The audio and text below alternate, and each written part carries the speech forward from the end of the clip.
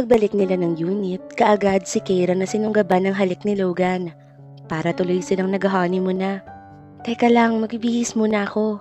Awat ni Keira, at baka kung saan na naman kasi mapunta ang kamay nito. Darling naman, mamaya na yan. At isa pa ay aalisin ko lang rin naman yan. Nakangising wika ni Logan. Che, ang dami mo talagang alibay. Basta hindi na niya ito nasermonan pa. Dahil muli siya nitong hinalikan, at this time, mas malalim pa ang halik na ginawad ni Logan sa kanya. Kaya wala na rin nagawa si Keira kundi tugunin ang nag-aalab nitong halik. Nasumpungan niya na lang ang sarili na hinahalikan na rin ito. Kitang-kita sa mga mata ni Logan ang labis na pagnanasa. Dahan-dahan itong lumapit at bumangon sa kama at naupo sa tapat niya. At inangkin na nga ni Logan si Keira. Kinabukasan, nagising na lang ang dalaga na nagbibihis na ito. Saan ka pupunta? Tanong ni Keira. Sa labas lang, hindi na kita inabalang gisingin dahil baka pagod ka pa. Wika ni Logan. Sige, ingat ka. Sagot ng dalaga. He kissed me on my lips before he walked out the door and silently closed it. Natulog ulit si Keira, sapagkat pagod pa rin siya at masakit pa rin naman ang gitna niya. Si Logan ang nakauna sa kanya noon at si Logan ang nakauna ulit sa kanya sa mahabang panahon. Ang weird nga, parang may connection sila sa isa't isa. Parang mga teleserye na pinagtagpo, pinaghiwalay ng panahon, at muling pagtatagpuin para dugtungan ng mga nawalang panahon. Sa totoo lang, masaya siya na nakita silang ulit. Masaya siya na ibinalik si Logan ng panahon. Akala niya nga after ng araw na yon na pagtakas niya sa lalaki, yun na ang huling pagkikita nilang dalawa. Pero tignan mo nga naman maglaro ang tadhana. Sino bang makapagsasabi na mapapadpad siya mismo sa company ni Logan para magtrabaho? At di lang yon, maging sekretary pa nito. Habang nagbabalik tanaw si Keira sa mga alaala nila nung first meet up nila, ay alam niyang bad trip si Logan sa kanya. Dahil late na nga siya sa board meeting, naiwan pa ang USB na naglalaman ng files ng presentation nito para sa mga board members. Napangiti na lang si Keira bigla at hindi na malaya na bumalik na pala ito. Hey darling, anong iningiti-ngiti mo dyan? Tanong ni Logan sabay lapit sa kanya at takbay.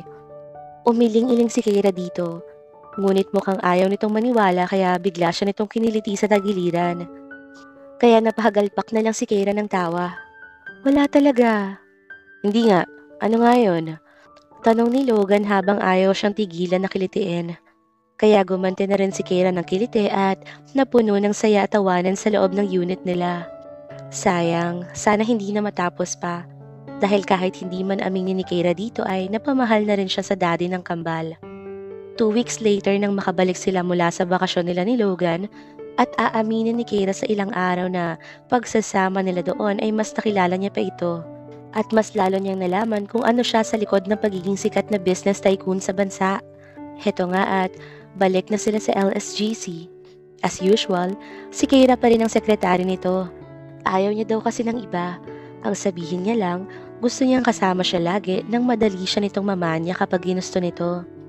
Katulad na lang kanina, nagulat ang dalaga nang hilahin siya ni Logan sa VIP room at sinunggaban ng halik. Kung hindi pa dumating si Rickson, baka nabinyagan na naman ng VIP room na pinasadya nitong gawin pag gusto raw nilang magpahinga. Ang tanong, pahinga nga ba talaga? Anong kailangan mo? Masungit na tanong ni Logan sa bagong dating na si Rickson. Wala naman, bakit ang sungit mo? Naistorbo ba ako sa'yo? Tanong nito sabay baling ng tingin sa dalaga. Mukhang alam nitong may ginagawa silang kababalaghan bago siya dumating. Wala pala eh. Pwede bang lumayas ka na at may gagawin pa ako? Pagtataboy ni Logan, kaya lihim si Keira na napatawa mula sa likuran nito. Sungit mo naman, Mr. Cold. Ibabalita ko lang naman sana sa'yo na nag-back out na ang isa sa mga malaking investors mo. Aniya sabay talikod. Wait, anong sabi mo? Nag-back out? Sino? Sino ba? Eh di si Mr. Cheng. What? Bakit daw? Ano bang problema ng matandang yun? Aba, malay ko. Kaya tara na sa board meeting at baka maabutan mo pa siya. Yakag nito. Napatingin naman si Logan kay Keira at tila nakikiramdam. Nakita naman ni Logan ang go signal nito kaya nagmamadali na rin siyang lumabas ng office. Hindi sa hinahabol niya yung matanda kundi marami pa itong atraso sa kumpanya niya. At hindi pa natatapos ang contract nila kaya hindi ito po pwedeng basta-basta na lang umalis kung gusto niya. Habang naglalakad sila, nakita ni Logan si Rickson na pa-chill-chill lang. Kahit kailan talaga ay walang pakialam sa negosyo tong taong to. Hoy, bakit chill ka lang? Tanong ni Logan. Wala lang. Ang totoo kasi niyan, binibiro lang kita. Wika nito. Nang marinig ni Logan yon, halos magbantay ang dalawang kilay niya sa bad trip dito. Wiset, binitin pa siya nito para lang sa wala. Kaya nang kakwelyuhan niya ito, napaatras ito. Ep, chill ka lang bro. Ginawa ko yon para hindi marinig ni Keira ang plano. Anong plano? Wisit ka. Ayusin mo lang at naiirita ako sa'yo. Wika ni Logan na halata sa boses ang Ines, gawa ng akala pa naman niya ay makakascore siya kay Keira. At mabibinyagan nila yung VIP room na pinasadya niyang ipagawa bago sila ng ibang bansa. Para pag-uwi nga naman nila ay magamit nila, kaso tong siraulong Rexo na to, inistorbo pa sila. Diba nga, sabi mo gusto mong mag-propose kay Keira, so this is the right time. Proposal to marriage but it's a secret. Ano, deal? Ready naman ang barkada kung kailangan mo ng tulong. Alam mo naman na gustong-gusto na nilang mag-asawa ka dahil makunat na yan. Biro pa nito na ikinataas ng 2 kilay ni Logan. Teka, chill ka lang. Makatingin ka naman para mo na akong sasakmalin. Malapit na, siraulo ka. Ang dami mong alam. Parang ikaw ang ikakasal eh. Biro ni Logan na ikinasimangot naman ni Rickson. Hoy, biro lang. Ang seryoso mo. Aniya, wala lang. Alam mo naman na I really love Keira. Unang beses ko pa lang siyang nakita kaso ikaw ang gusto niya kaya wala akong magagawa. Wika ni Logan na hindi alam ni Rickson kung may himig ba ng pagtatampo. Okay lang yan bro. Ikaw kasi kung hindi mo siya sa akin regalo, hindi kami magkikita at hindi kami magkakaanak. Pero thank you. Nakakabaklaman sabihin to. Thank you dahil sa tulong mo sa akin naging masaya ulit ako. Kaya hindi na ako papayag na mawalay sa akin ng mag-ina ko. Gagawa ko ng paraan para hindi na kami magkahiwalay pa. Wika ni Logan. Exactly, so this is your chance to prepare. Kaya nga hindi ko sinabi at baka marinig ni Keira na ganito ang setup. Bulong nito. Hindi ba ako dehado rito? Paano kung mag-no siya? Eh di masisira ang plano. Mabilis na sagot ni Rickson. Kaya ang goal mo, mapayes mo siya para pumunta na agad tayo sa exciting part. Alam naman namin na busy ka kaya kami na ang gumawa ng paraan. Nakausap na rin namin ng kambal at alam na nila ang gagawin. Kaya ikaw, mag-ready ka na rin para wala na tayong problema. Aniya. Pero teka, paano si Keira? Hindi ko ba siya babalikan? Naguguluhang tanong ni Logan. Inaalala niya kasi ang naudlot nilang pulot gata. Siyempre balikan mo. Mamayang hapon pa naman ang secret proposal at sa gabi ang secret wedding. Hindi muna sa church at mahaba ang process. Ang mahalaga naman maisakal kayo. Ikasal. Kaya kita-kits na lang mamaya sa venue. Galingan mo para mapa-oo mo siya. Mauna na ako sa'yo. Good luck bro. Huling habilan ni Rickson bago ito tuluyang umalis ng LSGC. Bumalik naman na si Logan sa office at naabutan niyang prenteng nakaupo si Keira at tila may kinukutingting sa laptop nito. Dahan-dahan siyang lumapit at napasimangot nang makita kung sino ang tinitignan nito. Walang iba kundi ang kuya-kuyahan niyang si Rain na kalaban nito sa business. Sino bang mag-aakala na ang isa sa mga mortal niyang katunggali sa larangan ng pagnenegosyo ay parte ng nakaraan ng babaeng pinakamamahal niya? Kung minsan nga, hindi ni Logan maiwasang magselo sa nalaman niya. Lalo na ng gabing tinakas niya ito, nasundan pa sila ng buwisit na Rain na yon. Tikhim ni Logan para makuha ang atensyon ni Keira. Kaya nagmamadali itong nag-off ng laptop sabay tingin sa kanya. Sorry, kanina ka pa ba dyan? Hindi ko kasi napansin ang pagpasok mo. Anong balita, na ayos mo na ba ang problema? Tanong ni Keira. Paniwalang-paniwala talaga ito sa sinabi ni Rickson. Okay naman. Siya nga pala, hindi kita mahahatid mamaya at may gagawin pa ako. Pasundo na lang kita sa driver, okay lang ba? Oo naman, wala namang problema sa akin yun. Kahit mag-commute na lang ako. Wika ni Keira. No, ipapahatid kita sa driver para alam kong safe ka. Huwag nang matigas ang ulo mo at baka may tumigas rin ditong ibang elemento. Nakangising wika ni Logan sabay turo sa ibaba. Loko ka talaga. Sige na, mauna na ako at kanina pa naghihintay sa mansyon ng kambal. Mag-iingat ka. Wika ni Keira. Ikaw din, sagot ni Logan. Sabay kiss nito sa noo. Sinundan na lang niya ang bulto ni Keira na papalayo. Mabuti na lang at napapayag niya ito at si Logan naman ay nag-ayos na rin para sa event. Medyo kabado siya pero ilaban na. Wala namang mawawala kung hindi susubukan. Sumagap muna siya ng maraming hangin sabay buga at buntong hinga ng malalim. This is it. You can do it, Logan. Usal niya, bago lumabas ng office at sa fire exit ang daan, para hindi siya makita ni Keira at magtaka pa ito kung bakit siya aalis.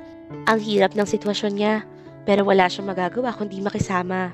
Habang nagdadrive si Logan patungong hotel kung saan gaganapin ang kanyang malaking granding proposal at wedding na rin, kanina pa siya kinakabahan na baka hindi mag-yes si Keira at paniguradong masisira ang lahat ng hinanda nila. Mabuti na nga lang rin nung nagpares sila, nakuha niya ang ring size nito. Gamit ang paper ring at nakabili siya sa Paris bago sila makauwi. Naaalala pa nga niya nung nasa terrace sila, kinuha niya ang kamay nito at sinuot ang paper ring. Logan, para saan to? Tanong ni Keira na nagtataka. Wala lang. Nag-check lang ako kung bagay ba sa'yo suotan ng wedding ring. Ito naman, puro kabiro. Alam mo naman na. Di ka pa ready. Wika ni Logan sa pinakamalungkot niyang boses. Alam ko naman na ayaw mo sa akin. Allergic ka sa pagmamahal ko, hindi ba? OA lang? Wala pa nga ako sinasabi. Pagsalitain mo muna kaya ako. Okay, go ahead. I'm giving you 20 minutes to talk. And your time starts now. Maotoridad na wika ni Logan. Sabay labas ng pambisig niyang orasan at tingin dito. Fine. Yes, I admit, I'm not ready yet, but it doesn't mean that I'm not falling in love. Yes, Mr. Cold, Snob, Rude Logan Smith, mahal kita. At handa akong samahan ka sa panibagong chapter ng buhay ko kasama ang kambal. Kaya oo, handa akong magpakasal sa'yo soon. Madamdaming wika ni Keira bago sunggaban ang halik ni Logan sa labi. Sasayang nadarama sa kanyang narinig mula sa bibig nito. Kaya mula sa kanyang bulsa, sinuot na ni Logan ang paper ring para masukat ang wedding ring size ni Keira at makabili siya bago man lang sila makaalis ng Paris. He wanted to make a proposal pagbalik nila ng Pilipinas. After they deeply converse with each other, they both know that they love each other. Kaya wala nang aaksayang panahon pa si Logan, kundi gawin ang noon pa dapat niyang ginawa sa mag-iina niya. Natigil ang pagbabalik tanaw ni Logan nang tumunog ang cellphone niya. Nang i-check niya kung sino ang natawag sa kanya, si Rickson pala. Kaagad niyang pinindot ang earphones para magamit niya ito. Hello bro, bakit? I'm on my way. I'm still driving. Ba't ka napatawag? May problema ba? Sunod-sunod na tanong ni Logan na kanina pa tila kabado. Wala naman. I'm just checking you kung nagbago ba ang isip mo at ako na ang papalit na groom sa'yo. Biro pa nito. Sira ulo. Wala nang atrasan to. Mura ni Logan sa kaibigan na loko-loko. Chill lang bro. Parang binibiro ka lang dyan. Ang lutong nun ah. Wala na akong balak agawin ng babaeng sa una pa lang ay hindi ko na pagmamay-ari. Anyway, ayoko ng drama. May babae na ako nakita na alam kong para lang sa akin at walang Logan na asungot na agaw. Dagdag pa nito. Konsensyahin pa ba naman siya? Kasalanan ko bang mas gwapo ako sa'yo at toot toot? Tawang-tawa si Logan nang bagsakan siya ng tawag ni Rickson. Kahit kailan talaga pikontong kaibigan niya. Hindi na nasanay sa kanya. Itinabi niya na ang cellphone at inalis ang earphones bago magsimulang mag-drive ulit. Medyo nawala ang kaba ni Logan nang nagkausap sila ng kaibigan niya. Dahil alam niyang may taong nandyan para suportahan siya sa anumang oras na kailanganin niya ang tulong nito. Dito pa nga lang sa preparation ay malaki na ang pasasalamat niya. Sapagkat kung wala sila, hindi niya matutuloy ito. Ang dami at mahirap na preparasyon sa pag-propose. At the same time, wedding on the same day and date. Siya lang ata ang gagawa nito. O kung meron mang iba, bilib na siya. Mga isang oras na lang at malapit na si Logan sa hotel kung saan siya magpo-propose kay Keira. Kaya naman, nag-text na siya kay Rickson na malapit na siya. At like lang ang sinagot ng gago niyang kaibigan. Kahit kailan talaga ang isang yun, napakatamad mag-reply. Pero sa calls, ang daming kabulastugan na sinasabi. While Keira is sitting on the sofa, nilapitan si Keira ng isa sa mga maid ng mansyon. At bigla siyang niyakag patayo. Betty, bakit? Saan tayo pupunta? Tanong ng dalaga. Ngunit imbes na sumagot ito, ngiti lang ang nakuha niya. Nang malapit na sila sa labas ng mansyon, may pumaradang van na color white at alam ni Keira na isa lang ito sa napakaraming koleksyon ni Logan. Ewan niya ba sa taong yon? Ang hilig sa car collection. Parang kada taon bumibili na lang at hindi naman ito nagagamit. Tara na po. Yakag ni Betty kaya wala na rin nagawa si Keira kundi maglakad papasok sa loob. Doon niya naman nakita ang ilan pang maid ng mansyon. Kaya medyo nawirduhan siya sa nangyari lalo't may lumapit sa kanya. Si Wina pala ito. Anong ginagawa mo rito? Naguguluhang tanong ni Keira. Ngunit miski ito ay ngiti lang ang isinagot sa kanya. Kaya mas lalong nagulo ang isipan niya. Hanggang sa tumigil ang van at nagsibabaan ang lahat ng naiwan. Hanggang sa tumigil ang van at nagsibabaan ng lahat at naiwan na lang si Keira sa loob. Pababa na sana siya nang may sumulpot na parang fairy godmother sa mga fairy tale na sumasayaw sa harapan niya.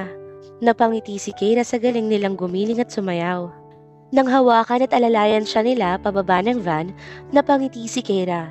Lalo nang makita niya ang isa sa pinakamagandang hotel na ngayon lang niya nasilayan. Tanging ang mga alta syudad lamang ang nakakapasok rito kaya hindi niya alam kung ano nga bang ginagawa nila rito. Hanggang sa pumasok na sila sa isang VIP room kung saan may isang gown na color white. Medyo mahaba ang laylayan nito at may mga makeup artist na naroon. Siya na ba si Miss Keira? Tanong ng babae. Yes, kaya alam niyo na ang gagawin ha? Utos ng babaeng nagyakag sa kanya dito bago ito lumabas ng pintuan. Teka, saan siya pupunta?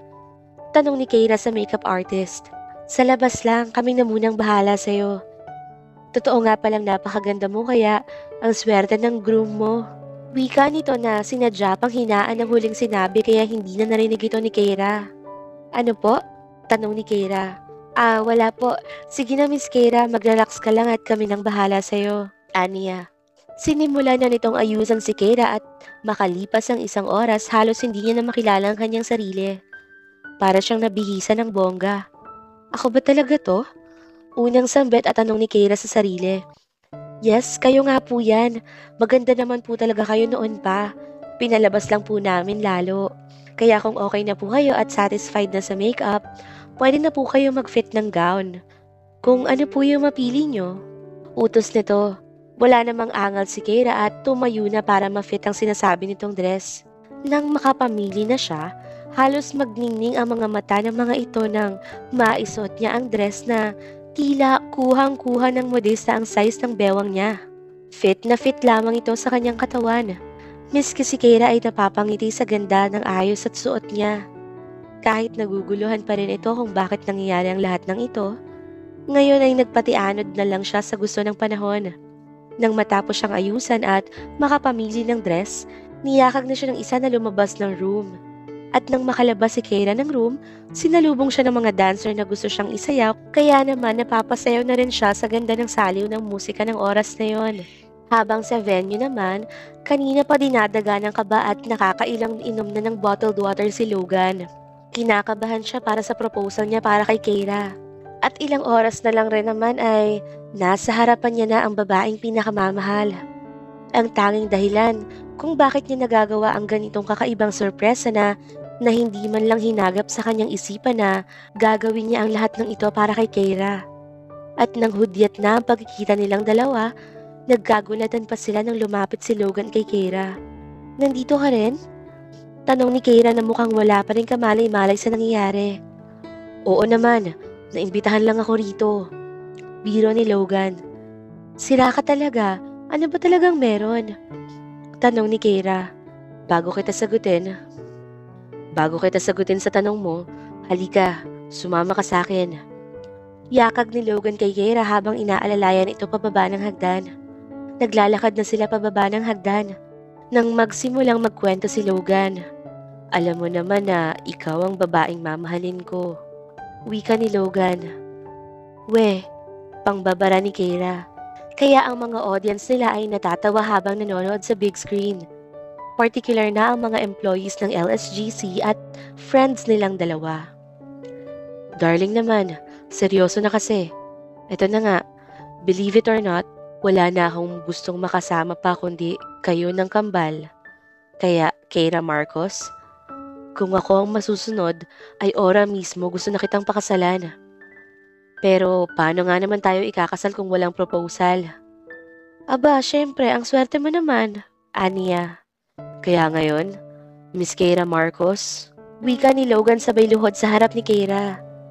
Will you be my wife for the rest of our lives? Tanong ni Logan na nagpatahimik kay Keira. Marahil hindi nito expected na ngayong araw ang proposal niya. At dito na po nagtatapos ang ika-21 kabanata ng ating kwento. at sana'y muli niyo po akong samahan sa mga susunod pang kabanata. Maraming salamat po. Ingat po tayong lahat.